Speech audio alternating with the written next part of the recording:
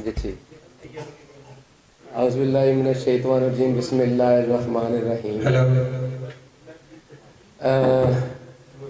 बहुत शुक्रिया जनाब मोहम्मद फ़ारूक इकबाल साहब का, नकाश साहब का, इरफान साहब का और हबीब साहब ते अमजद साहब ते बाकी आबिद साहब बैठे ने, बाकी दिगे सारे दोस्त बैठे ने। ये तो मेज़बान ने इस प्रोग्राम।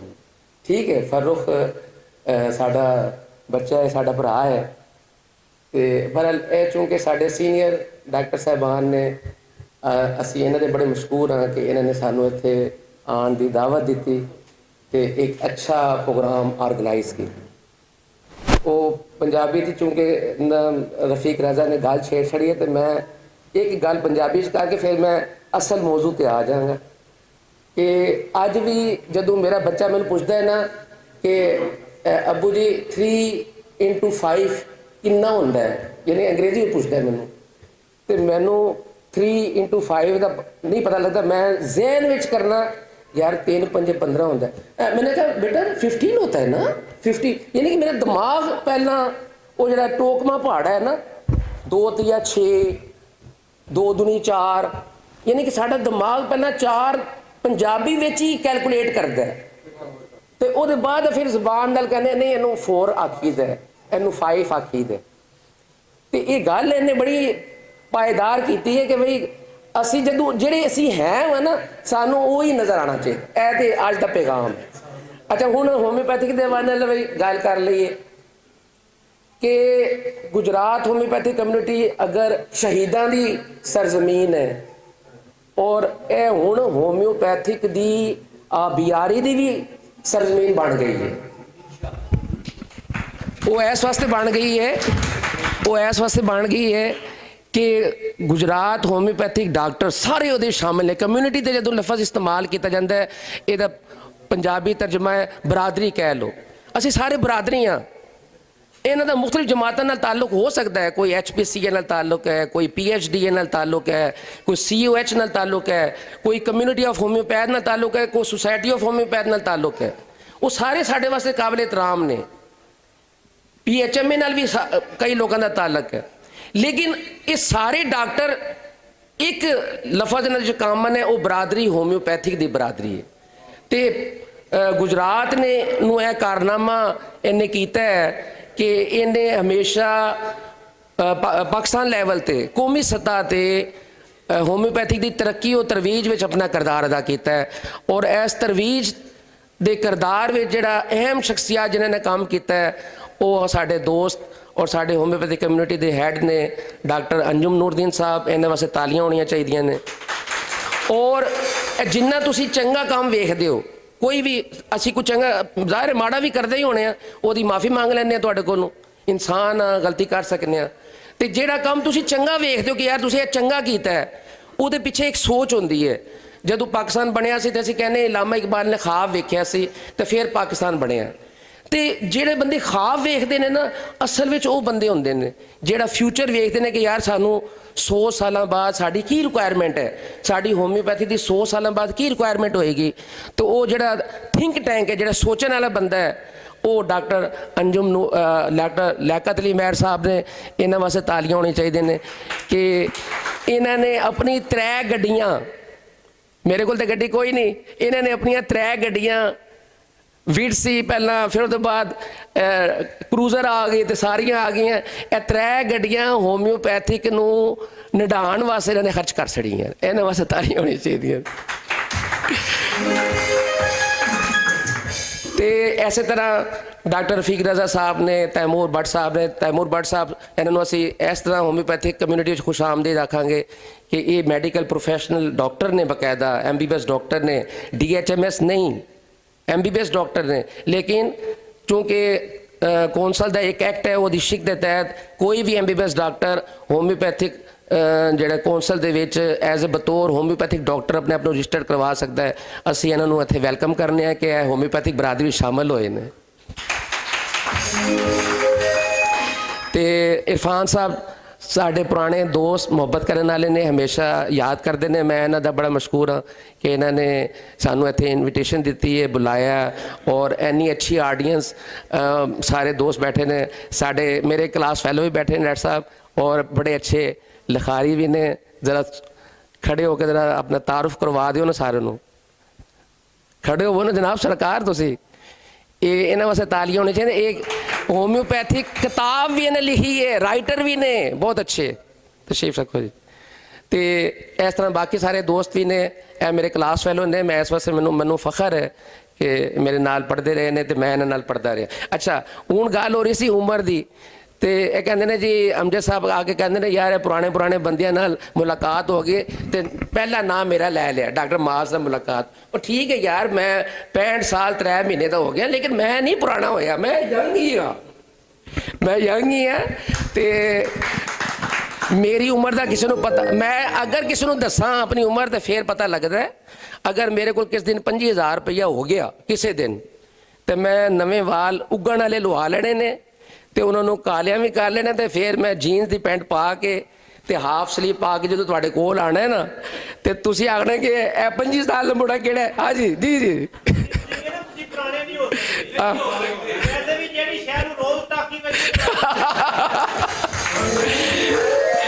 लो जी। अच्छा, हुण एक होम्योपैथिक की गल भी कर लीए, तो इन्ने दोस्त आए ने। एक हमेशा असी प्रॉब्लम महसूस करते हैं कोलीलिथियासिस एंड कोलीसिस्टाइटिस। ये तो मैं 2 मिनट तुसी तशरीफ रखो। तो असी ना पाजी मेरी गल सुनो, जदों माइक हाथ आ जाए ना, माइक हाथ आ जाए, माइक दिता तुसी अपनी मर्जी नाल, असी तुहानू वापस करना अपनी मर्जी नाल। तो साजिद मुल्ला ने मैंने आख्या यार कोई होम्योपैथिक की भी कोई गल करनी, कोई ऐसी बात जेडे असी सारे बैठे अपना तजर्बा बयान करो, अपना एक्सपीरियंस बयान करो। तो कोलीलिथियासिस एंड कोलीसिस्टाइटिस, जदों लफ्ज़ आ जाए कोलीसिस्टाइटिस, एदा मतलब होता है जदों कोई अल्ट्रासाउंड रिपोर्ट तुहाडे कोल आए, तो एदा मतलब होता है कि पत्थरी होवे या ना होवे, गाल ब्लैडर यानी कि पित्ते की पत्थरी विच, पित्ते की जेब में पत्थरी होवे या ना होवे। लेकिन अगर कोलीसिस्टाइटिस लिखी है तो यदा मतलब होता है इन्फेक्शन है, यानी कि जेड़ा पित्ते का जी ट्यूब है ਉਹਦੇ ਵਿੱਚ इन्फेक्शन हो गई है, ਉਹਦੀ वजह तेनू दर्द हो रहा है। पत्थरी भी हो सकती है और बगैर पत्थरी तू भी यह दर्द हो सकती है। ਉਹਦੀ दवाइयां अलहदा ने, कोलीसिस्टाइटिस दी दवाइयां अलहदा ने। एक बहुत अच्छी दवाई है बेलाडोना, दूसरी बहुत अच्छी दवाई सैंगोनेरिया, और तीसरी बहुत अच्छी दवाई लाइकोपोडियम है कोलीसिस्टाइटिस दी। हुण आ जाने कि जी कोई बंदा कहता जी मैनू पित्ते च पत्थरियां भी ने, तो उन्होंने कहते हैं कोलीलिथियासिस, फिर सिस्टाइटिस नहीं, कोलीलिथियासिस लफज लिख लिया आ जाए अल्ट्रासाउंड विच, डॉक्टर साहब ने लिख दिता, सोनोलॉजिस्ट लिखा क्या, तो फिर तुम समझो कि ये पित्ते च पत्थरियां है नहीं। अच्छा, हुण उहदी की दवाई है होम्योपैथिक विच? तो पहला फार्मूला तो वही है जो मैं हमेशा कहना कि भाई ज़ाहिर है अकॉर्डिंग टू द सिम्पटम। अगर दर्द जे इतों ज़्यादातर खवातीन कहती कि डॉक्टर साहब साड़ी कांड के पिछे तक दर्द जाती है, इतों एपीगैस्ट्रिक रीजन तो उत्ते पिछे तक जा रही है, तो ज़ाहिर है जो अलामत बनती है सैंगोनीरिया बनती है या बेलाडोना बनती है, चैलिडोनियम बनती है, जो भी अलामत तुहाडी बनती है वो मुताबिक वो तुसी दवाई दिओ, मरीज़ ठीक होएगा। लेकिन एक चीज़ मैं जी बयान करना वो वे थेराप्यूटिक इलाज। थेराप्यूटिक इलाज यह होंदा है कि 100 मरीज़ अंजुम नूर ने देख ले, तो 100 साजिद मुल्ला ने देख ले, 100 लियाकत मैर ने देख ले, जनाब 100 रफीक रजा ने देख ले, फर्ज किया। तो वो कहते हैं यार मैं ना 5 मरीज़ गाल ब्लैडर स्टोन के वेखे ने, तो मेरी ज़्यादातर दवाई चैलिडोनियम निकली है, ठीक है अलामतां के मुताबिक। वो मैर साहब फरमाते ने यार मैं जिन्हें मरीज़ ज़्यादातर वेखे ने मेरी दवाई बरबरस निकली है, मेरे 5 मरीज़ मैं वेखे ने उन्हें मेरी 3 दवाइयां बरबरस निकलियां ने अलामत के मुताबिक। तो असी फिर की करने, असी सारियां दे क्योर्ड केसिस नूं देखने, उन्होंने वेखीदा कि भाई तुसी किहड़ी-किहड़ियां दवाइयां नाल मरीज़ ठीक कीते ने अकॉर्डिंग टू द सिम्पटम। फिर उन्होंने असी एक टेबल बना लेने कि लो जी यह 10 दवाइयां ने, फैलतूरी, चैलिडोनियम, कार्डोस मैरियाना, बरबरस वल्गैरस, लूफा बंदाल, तो सैंगोनेरिया, बेलाडोना, पोडोफाइलम, यह जी 5-10 दवाइयां ने जिहड़ियां ज़्यादातर सिम्टोमैटिक किसी ने जदों चैक किए हैं तो उन्होंने सिम्टोमैटिकली ज़्यादातर ए दवाइयां ने ठीक किए है, क्यूर्ड केसिस। उन्होंने फिर असी कहने कि ए वे साड़ी होम्योपैथी क्लीनिकल टिप्स। हुण तुसी वो डायरैक्ट इस्तेमाल शुरू नहीं कर देना। यानी कि मैं तुहानूं कहना कि मैनू पता लगा कि वजीराबाद के डॉक्टर साहब ने तो वो ना पित्ते की पत्थरी का बड़ा जबरदस्त इलाज करते हैं होम्योपैथिक के। तो यार जिन्ने भी मरीज मेरे को, मैं क्लीनिक करना तो मेरे को मरीज आए, अच्छा की होया जी मैं पित्ते की मेरा फला ठीक होया तो कितों ठीक करवाया जी, कितों ठीक होए हो? तो जी वजीराबाद डॉक्टर साहब ने तो पित्ते की पत्थरी का इलाज करते हैं, महीने में पत्थरी जी डिजोल्व होकर निकल जाती। मैं मेरे नाल गल की, मैं कहा यार एक डॉक्टर उत्ते बैठे वजीराबाद, सानू पता ही नहीं। मैं अंजुम तो लियाकत मैड साहब, साजिद साहब जोड़े साढ़े डेंटिस्ट ने, और असी 5-6 बंदे उन्होंने क्लीनिक से चले गए। तो पहला असी उन्होंने को ना अगे रिक्वेस्ट की कि भाई असी मिलन आए हैं। तो वो चूँकि ना यह भी देख लो कि 4 बंदियां कोई नहीं सी जान, मैनू जान दस। असी बाहर बैठे हैं तो उन्हें ना उत्थे CCTV कैमरे च वेख लिया कि वो बंदे बाहर बैठे ने। तो उन्होंने असिस्टेंट ने आख्या कि कुछ डॉक्टर साहबान तो उन्होंने मिलन आए।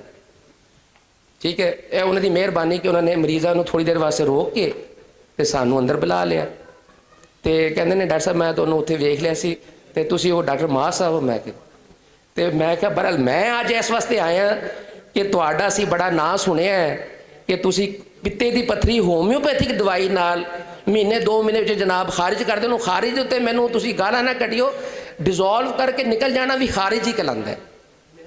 अच्छा वो ना मैं क्या सर तुसी मैनू दसो कि अपना एक्सपीरियंस बयान करो कि तुसी किस तरह पित्ते की पत्थरियां बाहर कढ़दे हो। तो उन्होंने जड़ियाँ मैं तुहानूं दवाइयां दसियां ने पहला 8-10 दवाइयां, कहते यार मैं इस तरह यह अलामतां नाल जी अलामत बने मैं जी नज़दीक होंदी मैं वो दवाई दे दूँ। मैं कहा नहीं विचली गल दसो, विचली जी तुसी हर बंदे नूं देंदे हो। कहते ने यार ओवे लूफा बंदाल, लूफा LUAFA BANDL लूफा बंदाल दवाई है। मैं क्या ना ही मैं पहली बार सुनिया। तो उन्होंने क्लीनिक के उत्ते ना बहुत सारे वो जड़े 1 लीटर की पूरे पे सन।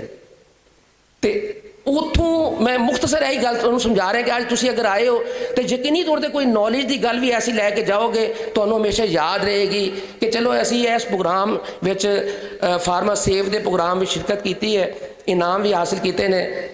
लेकिन असी कुछ ऐसी इन्फॉर्मेशन भी लैके गए हैं जिहड़ी साडी प्रैक्टिस दे विच सानू मुआविन हो सकती है, मददगार। तो लूफा बंदाल एक बहुत अच्छी दवाई है कि सिर्फ सिंगल वो भी अगर तुसी दवाई दो तो 3 महीने विच होम्योपैथिक दे दवाई दे नाल तकरीबन सारिया फार्मेसियां बनानियां ने।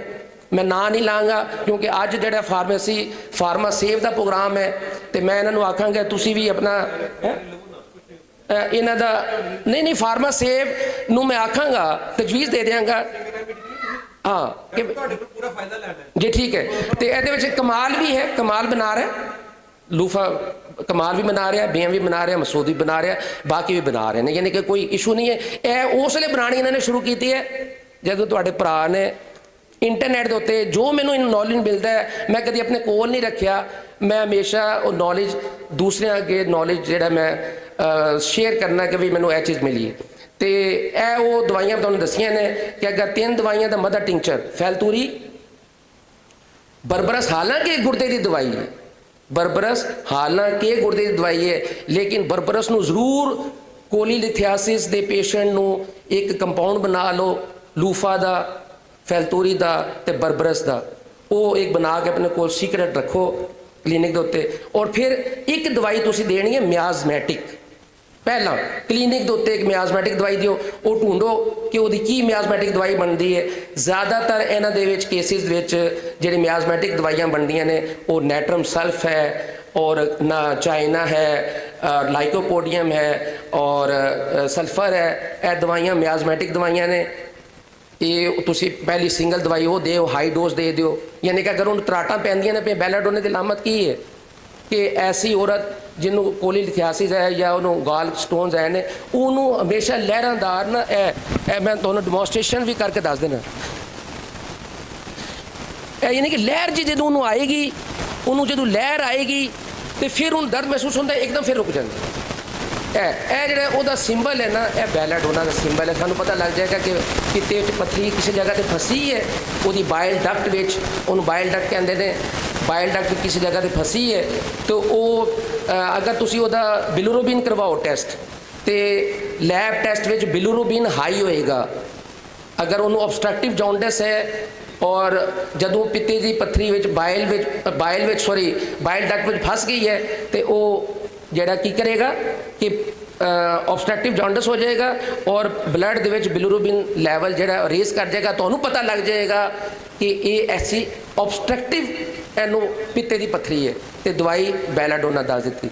ਤੇ ਇੱਕ ਦਵਾਈ ਤੁਸੀਂ ਮਿਆਜ਼ਮੈਟਿਕ ਦੇਣੀ ਹੈ, ਦੂਸਰੀ ਤੁਸੀਂ ਉਹਨੂੰ ਕੰਪਾਊਂਡ ਦੇ ਦਿਓ ਤਾਂ ਕਿ ਫੌਰੀ ਤੌਰ ਤੇ ਡਿਜ਼ੋਲਵ ਹੋ ਜਾਏ ਔਰ ਤੁਹਾਡੀ ਪ੍ਰੈਕਟਿਸ ਵੀ ਅੱਛੀ ਚੱਲਦੀ ਰਹੇ।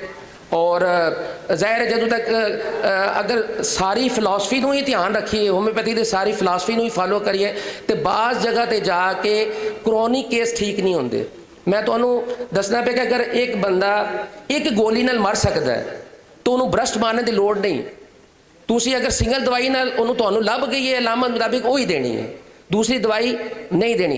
मैं ਤੁਹਾਨੂੰ ਇਹ ਦੱਸਣਾ ਪਿਆ ਕਿ ਅਗਰ as a junior homoeopathic doctor ਮੈਂ ਆਪਣੇ ਆਪ ਨੂੰ ਸਮਝਣਾ ਕਿ ਮੈਂ ਇੱਕ ਸਟੂਡੈਂਟ ਹਾਂ ਹੋਮਿਓਪੈਥਿਕ ਦਾ, ਤੇ ਅਗਰ ਮੈਂ ਕੀ ਕਰ ਸਕਦਾ ਕਿ ਮੈਂ ਆਖਾਂਗਾ ਕਿ ਮੇਰੇ ਕੋਲ ਅੱਜ ਮਰੀਜ਼ ਆਇਆ ਤੇ 10 ਦਿਨ ਬਾਅਦ 15 ਦਿਨ ਬਾਅਦ ਉਹ ਠੀਕ ਹੋਣਾ ਚਾਹੀਦਾ ਹੈ। ਤੇ ਇੱਕ ਮਿਆਜ਼ਮੈਟਿਕ ਦਵਾਈ, ਨੰਬਰ 2 ਇੱਕ ਮਦਰ ਟਿੰਕਚਰ ਦਾ ਕੰਪਾਊਂਡ ਕੋਲੀਲਿਥਿਆਸਿਸ ਦੇ ਕੋਲੀਸਿਸਟਾਈਟਿਸ ਦੇ ਪੇਸ਼ੈਂਟ ਨੂੰ ਦਿਓ तो वो ज़्यादा बेहतर तरीके से जल्दी रिकवर हो जाता है। अगर ये कोई फिलॉसफी दी मैं डेविएशन की है तो मैनू माफ़ी दे दी।